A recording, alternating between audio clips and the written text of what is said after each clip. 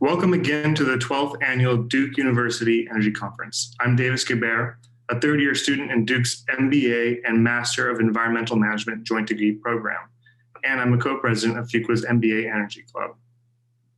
Thank you again to all of our sponsors, NextEra Energy, Chevron, National Grid, Southern California Edison, Duke Energy, Cadmus, and Census. Also, thank you to all of you for joining us today. Our next keynote speaker is Wes Edens, founder of New Fortress Energy and co-founder of Fortress Investment Group.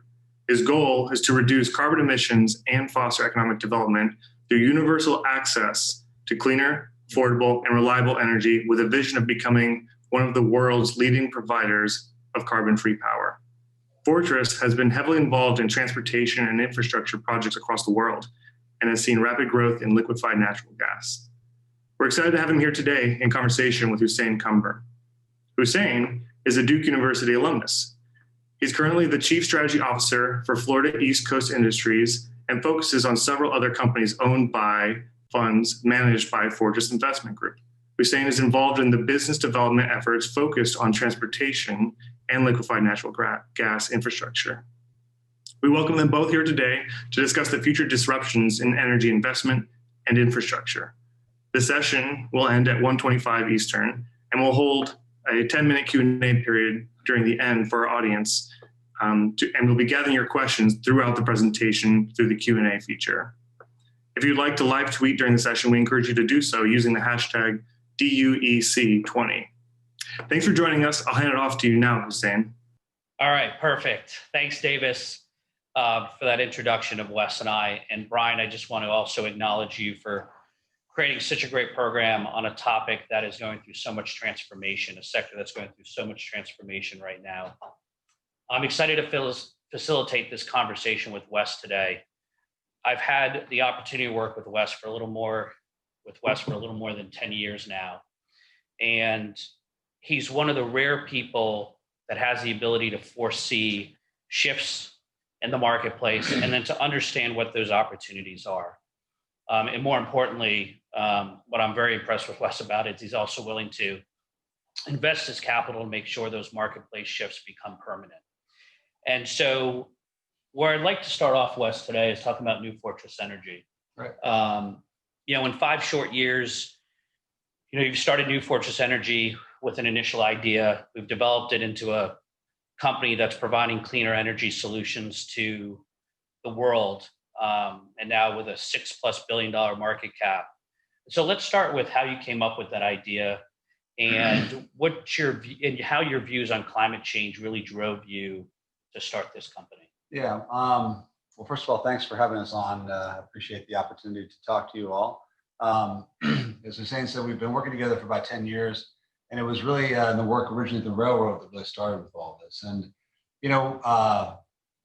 back in 2006, 2007, was the first time there was really a material shift between the cost of natural gas and the cost of diesel fuels. And when you look at it, the prior 20 years before that, they moved very much in lockstep. So as oil prices went up, gas prices went up, and vice versa. When they got to 2007, they basically split apart. And I'm not an oil and gas person by training and background, but we've owned lots of transportation assets. So as a firm, we'd invested over $30 billion in transportation in one form or the other. So we're focused on fuel. And I carried this chart around with me for about 4 or 5 years, trying to figure out what it could mean for us. And I finally, we decided to basically do something about it and take the train that we owned at the time, the Florida Coast, the freight railway, and convert it from burning diesel to burning natural gas. So as I tell our customers now, we are very much the chef that ate our own cooking first, because we decided to go ahead and convert the train. And to make a very long story short, we did. So we went to the FRA, the Railroad Administration. We got them to allow us to burn natural gas. We had to design a tender. We had to get GE to make new locomotives. We had to do a whole host of things, all of which worked out fine.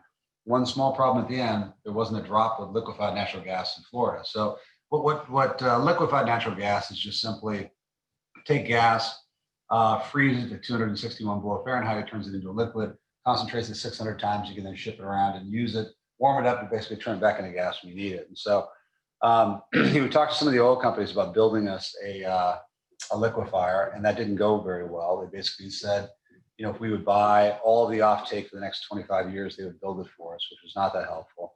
So we decided to make it ourselves. Again, make a long story short, we did. It's been operating now for the last 4.5 years, 5 years.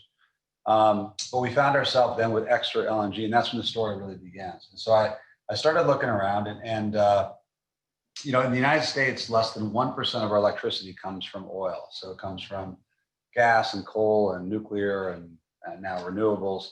And yet, when you look outside the borders of the country and you look at emerging markets in particular, it's literally the polar opposite. So what you find is that not only are people very under-electrified, and I'll talk about that in a minute, but they're also electrified with the wrong product. They've got diesel or heavy fuel oil, which is expensive and it's dirty, is very unstable in price. And so we decided to start a company basically to try to bring cleaner natural gas to these countries. And that's exactly what we have done. So started in Jamaica, we're now in Jamaica, we're in Puerto Rico, Mexico, Nicaragua, 11 different countries right now. And so that's where the journey really started. That's great. And, and when Wes talks about this freight railroad in Florida, one of the things that was really important for us was not only switching from diesel to natural gas, but Florida really grew up around the railroad, as we talk about. Yeah. And so the cities in South Florida, for example, the railroad doesn't go on the outskirts of the city, it goes through the downtowns of these cities. And so as we looked at the greenhouse gas emissions from the locomotives going through these downtowns, we realized that natural gas was a much cleaner burning fuel source for these trains. And so I'm going to take us a little bit on a tangent before you continue on with New Fortress Energy. But as you talked about the freight railroad, I don't want to miss out on talking about how your view on infrastructure also led us to go into the passenger rail business in Florida. And maybe you can talk a little bit about that and how that also plays into, getting cars off the road and it's all about sustainability, really. And so again, when you look at the United States, we have perhaps the greatest freight railway network in the world. We have a tremendous highway network, and we have miserable passenger rail. So really, with the exception of the Northeast Corridor, there's nothing that's really effective or reasonable. And so, I guess about that time, there's probably 2012, right? 2012. I read a book. It's a book you should all read. It's called The Last Train to Paradise. It's a book about Henry Flagler and really the founding of, from him, of the railroad in Florida, which is really the beginning of the settlement of Florida. When he showed up in Florida, there was a few 100,000 people who were there. It's one of the poorest states in the Union. And he built the train basically from Jacksonville all the way down to Key West eventually. And it really began the commerce that became Florida. When he got to Miami, I think there was 5,000 people in the malarial swamp that was the Everglades, that now is Miami. So, infrastructure like a railway can take cars off the road, makes for a more efficient form of travel, and it's vastly cleaner, right? And so, obviously, the goal would be to make it truly carbon-free, electrify it and do so with renewable energy, which is now the path that we're on. But the first step was just simply to build the train. So, first train's been built since 1894. It'll be done in about 2 years. You'll be able to go from downtown in Miami to downtown Orlando in about 3 hours. We think it's the prototype of what you can see in a number of different city pairs around the United States, because we think they're very viable economically. So in addition to building a gas and hopefully hydrogen business, we're building the train business. So just going back to New Fortress Energy, I know we talk a lot about how it's still in its infancy stage, and there's just so much growth potential for this industry. So where do you see the growth opportunities for New Fortress Energy? Well, again, if you look at the world, so and this is an example I use frequently because it's a telling one. So Jamaicans use 1/10 as much electricity per capita as Americans do. Kenyans use 1/10 as much electricity as Jamaicans do. So the world is vastly under electrified, and I think it's a very, very important topic for when you talk about climate change, you talk about sustainability. You also have to talk about economic viability. And so the first order, in our view, is democratize access to power, give people access to power in the cleanest, best way possible. And then the secondary mission is to make it all emissions free. And so that's really how we view the mission of our company. And I guess, obviously with the topic today will be sustainability. We'll talk about some hydrogen here in just a minute. But so, when you have that, that really mismatch between populations around the world with the lack of electricity, there's an awful lot of places to go. And so we've got 2 terminals in Jamaica, the one in Puerto Rico, one in La Paz, which is Baja California, one in Puerto Sandino, Nicaragua. There's about a dozen other countries that were in some stage or another of development.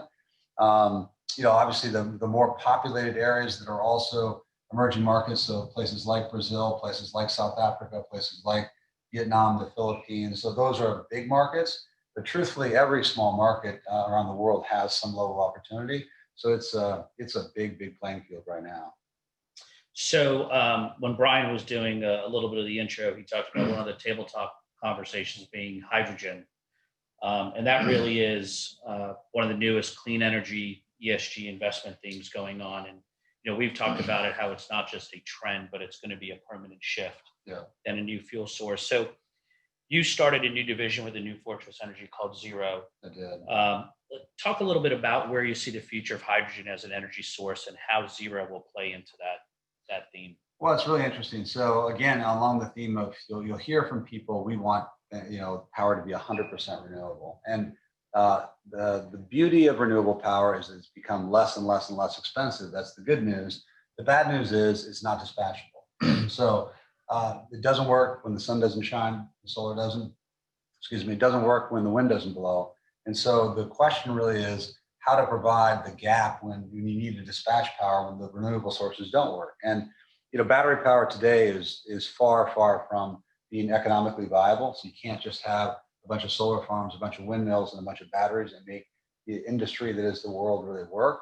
And I personally think that the narrative around renewables is a little misplaced because while I think they're not dispatchable power, what they may be is a source of very inexpensive power to then take the next step, which is to create very cheap hydrogen, which at the end of the day, hydrogen is, as probably you all know, it's about 75% of all the matter in the universe. So it's the most prevalent element that exists. Hydrogen, 75%, helium, 24%, 1% other. So there's an awful lot of hydrogen out there. The challenge is that it doesn't really exist in a pool someplace. There's not an easy place where you can go take it out of the ground like you can, a hydrocarbon or even natural gas. So it's tied up in some other molecular structure.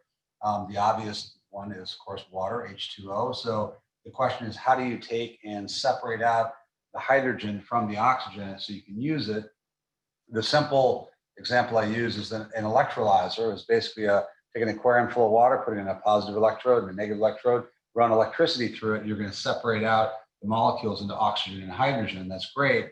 And having very inexpensive renewable power as your power source for there truly creates, then a product that is really something which is dispatchable. So we had looked a lot at different renewable projects and whatnot, and about a year ago, kind of reached the conclusion that hydrogen was going to be the key to this, and that's when I did set up this division called Zero. We hired a bunch of smart scientists. We then kind of put out a call and said, look, if you've got an interesting technology, interesting company, call us. We've had over 150 companies call us. We've looked at a bunch. We made our first investment in an electrolyzer business a couple of weeks ago. A new company in Israel called H2 Pro that we think has got a very, very interesting, probably the most efficient form of electrolyzer we've seen. So that's a good start. But it's just really beginning but the goal of it, I tell people, there's 3 things that matter about the hydrogen. It's the price and the price and the price. Because really at the end of the day, if you can create it inexpensively enough, it'll change everything. And so that really is our focus, is to figure out who's got the best technologies, things we can bring in, look to commercialize. And we've looked at a lot of interesting things. I could talk at length about this. So.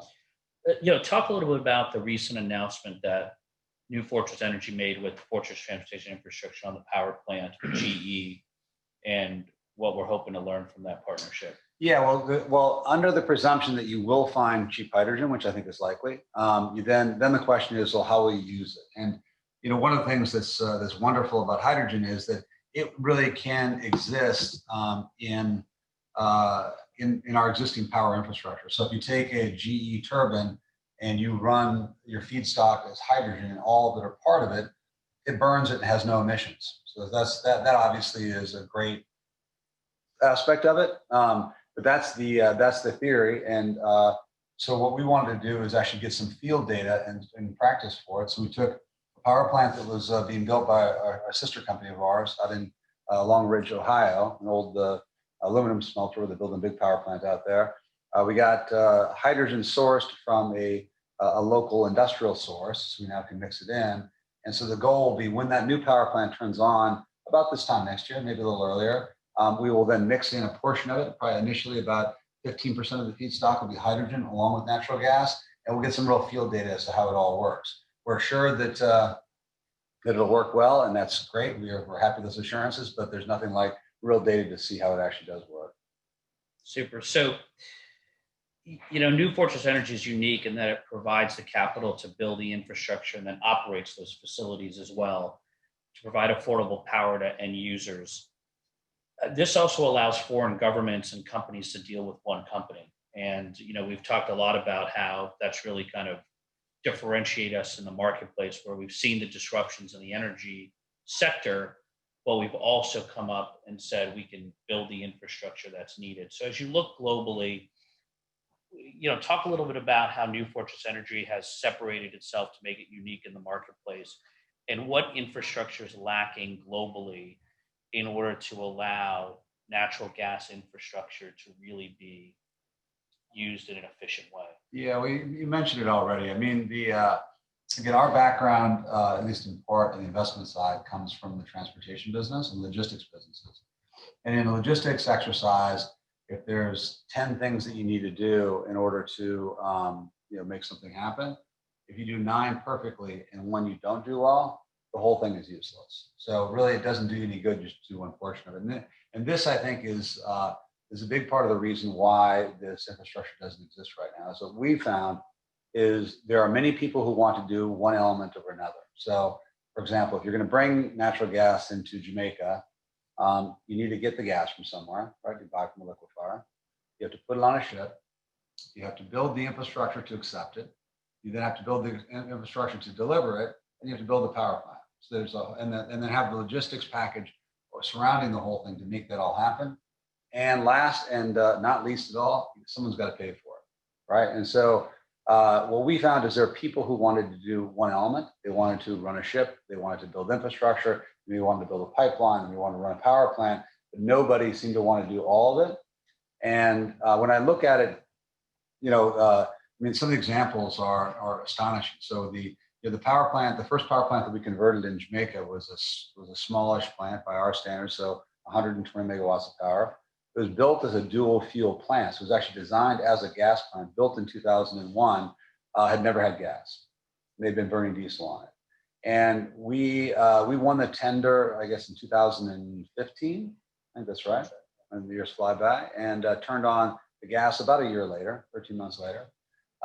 And if you looked at the prior 5 years, had they burned gas at the price we were delivering versus diesel at the price that they were using, it would have saved them about $350 million.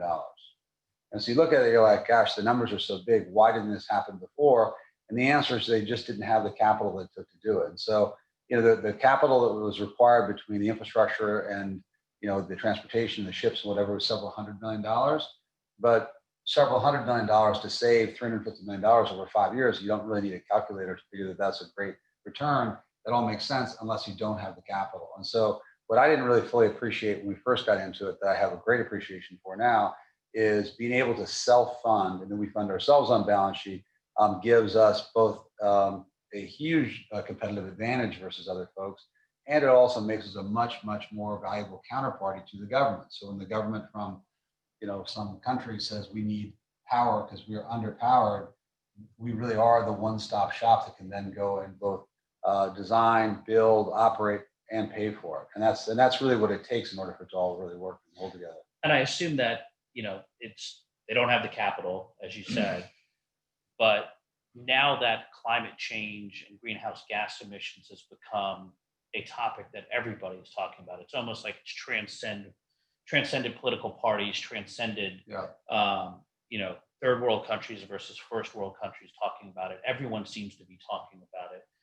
I think that probably also helps too, is people are more open and educated that these types of investments actually have a long-term benefit to their own citizens. There's no question. Of course, a lot of these places are tourism-based economies. So Jamaica, Puerto Rico, Mexico. Those are tourism-based places. And you go to these countries, you can look on our webpage actually, and you see the black smoke that's pouring out of an HFO, power plant.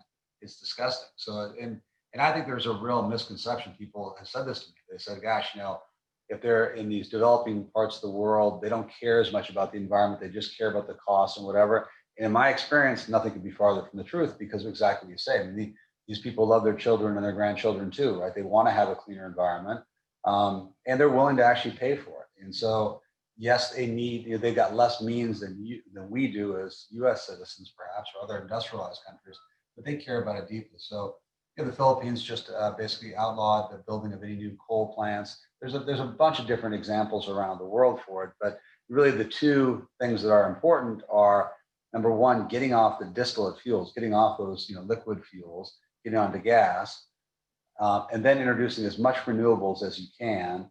And then I think the last step, that'll be the important step, is how do you get off the gas? It's a transition fuel, and I firmly believe that the transition from it will be off of natural gas into hydrogen. Then you will truly have a carbon-free, existence.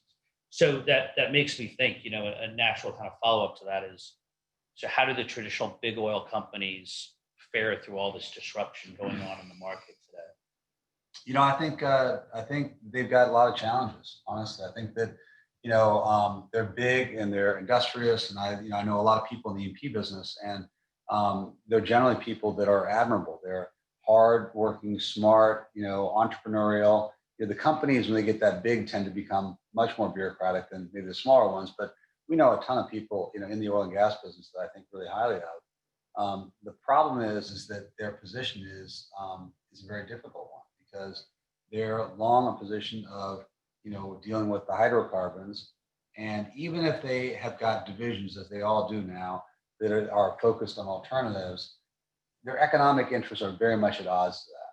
And I think it's a challenging position. And I think I was asked the other day, do I think that it's likely or possible that the innovations in hydrogen are going to come from some of these big companies?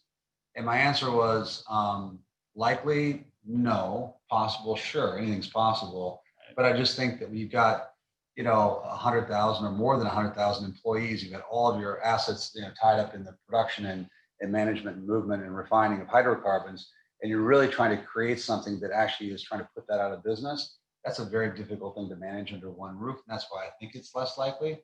I do believe that they're earnestly looking to be more emissions sensitive, be more focused on climate change actions, but I think it's a tough place to start from. So knowing that there's a lot of folks watching this today that are graduate students or undergrads or alumni that are looking at being able to enter this market as this energy disruption is taking place, what types of companies would you recommend folks would look at if they were beginning their career or trying to do a career shift into the energy market? That's a good question. I think we're in the gas to power business. I think that actually powering people is a noble exercise. I think that's good. I do think that there will be incredible opportunities in this whole hydrogen economy. I've said this before, but I think there will be literally trillions of dollars made in this energy transformation. The challenge today is that much of the companies that are being developed there are really startups. They're really not big industrialized companies, But one thing to think about is I did this actually a slide recently, is the hydrogen market today is actually a considerably larger market than even natural gas is today, LNG. So worldwide hydrogen sales about $125 billion, worldwide annual sales in LNG about $90 billion. So it shocks a lot of people that there's more hydrogen that's sold than the other. Here's the irony of it. So hydrogen is very useful, and in the industrial forms it's used right now, it's used in two industries in particular. One being by the refineries, because they use it in their own industrial processes, again, back to the oil companies. And two, in the production of, fertilizer in one form or another, right? So whether it's ammonia or urea or whatever, but all that. Now, the way that the hydrogen is produced today is the dirtiest thing possible. It's very ironic. The cleanest fuel, but basically SMR, which is steam methane reform, basically produces 11 kilos of CO2 for every 1 kilo of hydrogen. So it's 11 to 1 in terms of the production of it. In fact, if you take all the hydrogen that's produced today, the process to create it accounts for about 2.5% of all emissions. So a huge proportion of the emissions for just the one thing. Now, I think that's going to change like monumentally. And the whole notion of you create the CO2, what can you do with it? The answer is there's lots of things you can do with it. But at the end of the day, you have to sequester it or use it and then make that process be an emissions-free process. And then I think it changes everything. But I think, looking at businesses that are going to produce or use hydrogen in one form or another, I think is a really fruitful thing. If I was, 20 years old and I was, mission driven about wanting to be a part of this this new economy and also make money, make a living from doing it, I think there's going to be amazing opportunities in this sector. So we can't ignore the fact that there's a transition going on in DC right now. And I'll put a hypothetical on the table to kind of let you react to it. But let's assume President-elect Biden decides that he wants to create a climate change council and says, I want to coordinate the efforts between DOT and DOE and EPA and really put a lot of focus on that and said, Wes, I want you to come and share this. What would be the first few policies you think you'd advocate for in order to position the country in a way where we continue to make progress on these issues? Yeah, that's a great question. I think it goes back to this issue of cost. So I'll give you an example. If you take the electrolyzer, an example I use, and define what is the best possible price you could create, the lowest possible price you could create hydrogen. So assume you had an electrolyzer that had a 100% efficiency rate, and you had 2-cent continual renewable power, which is pretty much the perfect example of what you could use. The cost of the hydrogen created is about 80 cents a kilogram, without taking into account the cost of capital to use to create that. So by the time you put the cost of capital into it, it maybe takes it to $1.25 or $1.50 a kilogram. To convert that to MMBTU equivalents versus natural gas, multiplied by 7.5. So take the 7.5 times that 125 to 150, you ended at about $9.50. Well, natural gas today, if I run the power plant at Duke University, I'm probably buying gas that is Henry Hub based, which is around $3 right now. Pay about 75 cents for pipeline charge, so about $3.75 versus my $9.50. So it's quite a bit higher. And so that's why I say the price has got to be lower, right? And so I'd say and if you look at it, industrial uses, transportation uses, power uses, those three things together constitute about 80% of all emissions. So if you can solve those three things, in other words, if you're cheap enough hydrogen that you only use hydrogen rather than any other fossil fuel for those three industries, you've gone a very long way of decarbonizing the economy. So that's a really good way the way I think of it anyway. So 80 cents a kilogram, not going to be good enough. The next click down is actually using the fossil fuels themselves as a source of hydrogen, which may sound anathema to it, but actually I think it's a really interesting concept. Is if you use natural gas and you do it in an emissions-free way, your 80-cent best case goes down to 40 cents or even lower. If you use coal, which is the hardest one because coal is a very dirty product to start with, it's conceivable it's even lower than that. So those are really interesting things, just kind of checkpoints of where would it end up being on this thing. And so, but I'm addressing this from a cost standpoint. So if I was working, for the president, I'd say, look, you can do this one of two ways. You can either subsidize the production cost of hydrogen, right? So you said, I'm going to give everybody 50-cent, rebates if they produce it. So now I've driven down the cost of it. So I am really cost competitive with the other ones. That would actually have a material impact in terms of the utility of it, adoption of it, et cetera. The other way to do it that is more complex, but it's kind of the path they're on right now, is to impose taxes on people that are using fossil fuels. And so either you make using fossil fuels more expensive or you subsidize the cost of hydrogen so it gets cheaper. I personally think it's easier to subsidize the production cost because it's just a simpler thing. You can't really game it. So if you, Hussein, come to the government and say, I'm producing, 100 kilos of hydrogen, and they're like, great, Hussein, here's 50 cents for every kilo, right? Now we've got a very simple metric to do it. You've driven down the cost.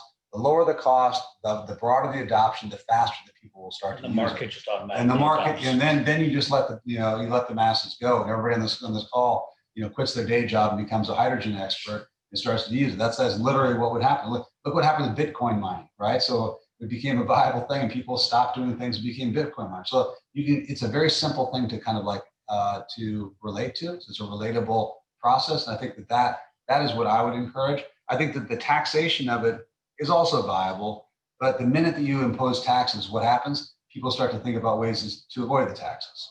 And there's all kinds of behavior that goes into that. It's not that productive, and B, it's complicated to keep track of and whatnot. So I would say, look, if I was the king of the day for the hydrogen, I'd say subsidize the cost of hydrogen and then just see what happens in terms of people, getting out there and finding different ways to use it. Davis, I know we wanted to keep some time for questions, so I'm going to turn it back to you and have you go through some of the questions that have come in through the Q&A box. Yeah, absolutely. Thank you very much. To begin with, I'd like to stay on the topic of hydrogen and ask for a little bit of context. As your firm is a global firm, can you provide a little bit of context as to why the U.S. has been lagging behind relative to the EU? And if the U.S. were to expand in this area, what regions do you think show promise? I think we have lagged a little bit, but I think it's primarily just a geography and resource issue. And if you look at Europe, Europe has very little in the way of actual direct natural resources. So there's about 35, 36, 37 import terminals that ring the continent to bring natural gas in, or they get pipelines that come from Russia on the other side. And so there's a lot of energy insecurity that happens as a result of that. And I just think that creates a climate where people are then maybe a little bit more focused on alternatives. They've been a real leader in terms of some of the renewables. And I think that the hydrogen then becomes a natural kind of like step on that. I don't think the US is far behind. We obviously are blessed or cursed, depending on how you think of it, in terms of natural resources. There's probably been a little bit more of an issue, but I do think it's going to change rapidly. And this is a country full of innovation and full of entrepreneurs. And so I think our chances to kind of catch up here are actually quite good. Okay, great, thank you. And that actually leads me to the next question I have for you is on the topic of innovation. You had an RFP that you released where 150 organizations responded to it. What sets some of these different projects apart from others that would make you want to invest in their technology? Well, first and foremost, what I'm looking for are technologies that, if they work, they're scalable, right? Because the best solution that is a small one is simply not that interesting to me. It needs to be something that's really material. And so we look for things that we think, if it does work, it can be scaled up dramatically, because then it'll have a chance of being effective. Many of these technologies, though, work in a laboratory but haven't been field proven. So we tell people, look, show me your technology, we'll invest in the company, and we'll provide the capital to build a prototype so we can actually get field results on something, then see if you can take and expand it. So, and we've seen a lot of things. I joke about it. I say, when you do something as mission driven as this, and you say, everyone come see me, I feel like I've offered to host a Star Trek convention at times. So we see a lot of people. There's a few that are pretty eccentric, but there's, the general quality of the science and the seriousness of the people involved, the quality of people involved, give me great encouragement that there's going to be enormous innovations in this area, because it's from all over Earth. Or climate change is not a local issue in Durham, North Carolina, or New York City, or any other place else you pick. It really does strike everybody. So it's clear that there's going to be monstrous amounts of innovation. There's going to be a real transformation that's going to happen. Yeah, okay, thank you. And switching gears a little bit to some of the earlier part of our conversation this afternoon on the rail system, we have a question that says, California has faced unprecedented challenges in developing their proposed high-speed rail system. Are there any key lessons learned from this example that Brightline will keep in mind as they approach the LA to Las Vegas rail project? Yeah, when we started building the railroad, and I worked on it with Hussein, we made what was a very logical decision to take an existing railway system and enhance it then to put passenger rail in place. That seems logical because you had a railway system was there. There was a short section of the track that we didn't have, which is the Route 528 that runs from, we run from Miami up to Cocoa Beach, then you have to turn left to go to Orlando. That stretch across, there's Route 528. We had to go to the governor. They put that out for bid. We won the tender for it. We could then connect into the Orlando airport and then prospectively to Disney. And that seemed like a sensible thing. In hindsight, there are some good things in terms of cost mitigation because you're using existing infrastructure. But when you use an existing rail system, you're then limited by the other people that use that rail system. So Los Angeles to Las Vegas, the bulk of the trip will be along I-15, so the median of a big highway that runs through there. And because you're running the median, you can enclose it. Because you can enclose it, you can now run at grade at very high speeds. So you can build a high-speed at-rail train line, which is actually great. Also, you can electrify the whole system so that because in order for a system to work, everyone has to be electrified that's on it. If you're building it yourself, you're doing that. You're using an existing rail system that runs on some other fuel that you can't electrify. So we're using biodiesel in Florida, which is better than diesel, but it's not as good as electricity, that's for sure. So there's been a lot of different examples. I think the California high-speed rail system, again, my 2 cents on it, which is about what it's worth, is I would focus, even today, I would say, go look at I-5, go look at existing corridors that already exist for traffic, for cars, and use those perhaps as the linkages and where you want to build this stuff. They're doing what is essentially the hardest thing possible, which is a greenfields development across, Farmer Brown's fields. And that's challenging for lots of different reasons, and it's expensive, and it takes a long time. And I think that they could probably do a lot better, the others. So. And I'd probably add, I think one of the things that we learned is, as we looked in Europe, people don't care how fast the train goes. What they care about is how long the trip is. So, exactly right. So nobody walks out and says, I just got off a train that went 182 miles per hour. They say I got off a train that went 2 hours and 14 minutes between origin and destination. And so what we do is actually build the infrastructure and then have the technology that's out there run on that infrastructure, as opposed to the other way around where you see people wanting to pick the technology and say, I want a 220 mile per hour system. And if I can't get a 220 mile per hour system, then it's not worth doing. And then you're faced with the challenge of having to design the infrastructure for that train technology you've chosen. So at Brightline, we actually do it the opposite. Yeah. We build the infrastructure, and then we have the technology. We procure the technology that can operate on that infrastructure. And I think that's the way the country really needs to think about how they build out these routes. I agree. Okay. And so thinking about these two concepts of transportation and then for energy as a broader concept, to what degree will electrification in the residential and transportation sectors outside of the US prevent greater use of hydrogen or LNG? How does that affect your plans for investing in the future? Yeah, again, think of the three kind of food groups that constitute 80%. So transportation is the most obvious because they pay the most for fuel, but it's also the most complicated because you have to then build the infrastructure to deliver it, right? One of the reasons I think that electric cars have been as successful as they've been is that, virtually everybody has a garage, and in your garage you have a plug-in, and so the infrastructure already exists for you to power up your car. With hydrogen, you have to build filling stations for cars, you have to build it for trucks, trains, et cetera. And so that's just more challenging. Probably what you'll see in the transportation sector is what you've seen in the adoption of the liquefied natural gas or compressed natural gas is you'll pick the places where everyone comes back to the same place every night. It's the so-called return to base users. So garbage trucks, UPS trucks, city buses all come in. That's who uses natural gas today. They would be the likely people to use hydrogen. But the net of it is that there's a lot of infrastructure that has to be built, a lot of opportunities for people, but a lot of infrastructure has to be built to accommodate that transportation. So I personally think that even though that's the most cost competitive part of these three, it's also probably the last one to get done kind of fully. Industrial uses, it's a plant that uses it, or power plants, it's a plant that uses it. They're in one place and they're big users. Those, I think you've got a much better chance of having real widespread adoption. And one of the things that's really exciting about hydrogen is potentially, let's say that we end up with a very efficient way of making it out of water. You could put the electrolyzation, you could put the creation of hydrogen at the source that's using it. Because again, a big part of the cost structure of moving fuels around is the transportation of them themselves. It's not that hard to transport water, right? Or transport, other things you can use. So it's a really, really interesting and very vibrant topic. And it's a little bit of a whack-a-mole. You hit it in one place and it pops up in another in terms of what it is. But at the end of the day, you're still looking for this low cost point that competes with natural gas. That's at the point at which then you get really widespread adoption for power, for industrial use. I do think that it'll come in transportation, but I think that's a longer pull. Okay, thank you. So maybe taking a step back now and perhaps a lighter question and a different hat that you wear as a co-owner of the Bucks. I have a question from the audience, which is, what can we do before December 22nd to ensure Giannis signs the Supermax?